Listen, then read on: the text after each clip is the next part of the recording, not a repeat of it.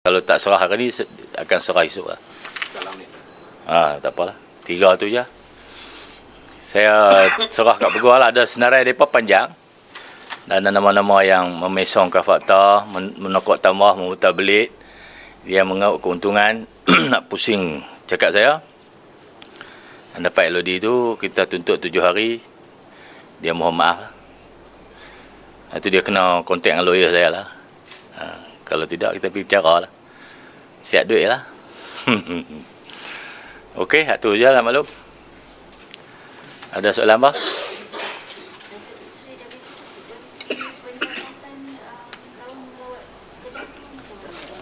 Itu akan dikeluarkan oleh Jabatan Statistik nanti lah.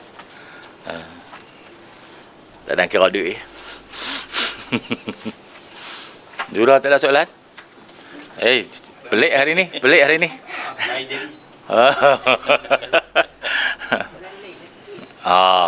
Ya. Panas.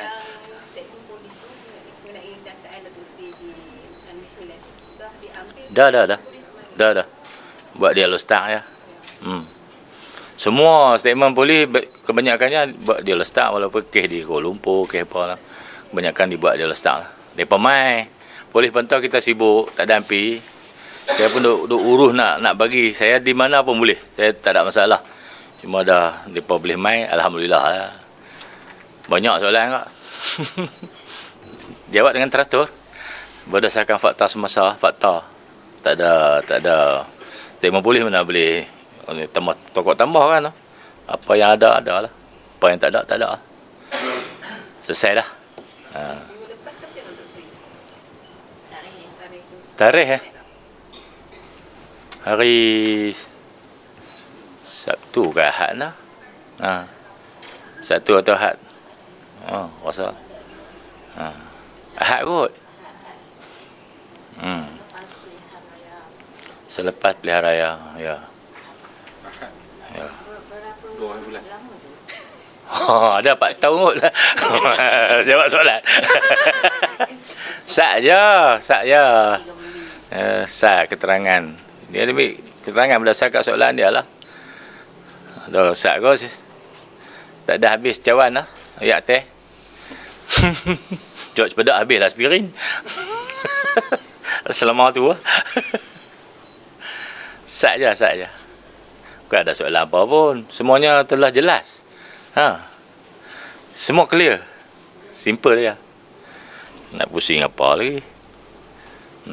Saya dah alhamdulillah, terima kasih PDRM Noise 9 dan juga Kedah lah yang ambil statement tu. Dia lostak lah.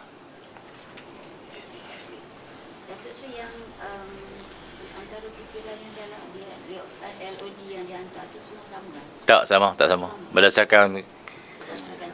Berdasarkan kenyataan yang lepas tokok temah tu. Apa dia, masing-masing kebanyakannya tuduh saya cakap balik je lah.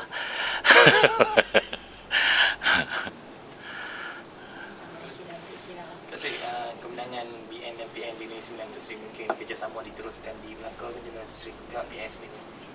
Ya, ada Tok Guru dah sebut kerjasama, ada pihak BN pun ada sebut kerjasama, tapi bentuknya belum ditentukan. Sifat Negeri Sembilan, Johor, Melaka ni tak sama.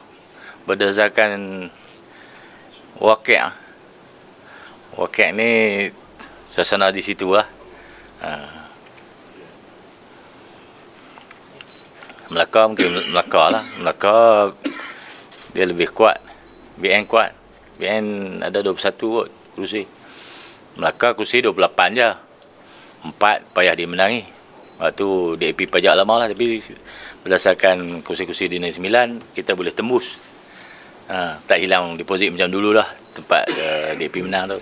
Dia boleh menambah jumlah undi. Dan orang pun dah tengok. Orang nampak sangat lah apa yang berlaku ni. Harap keadaan di Melaka lebih baik. Okey. Okey, Terima kasih.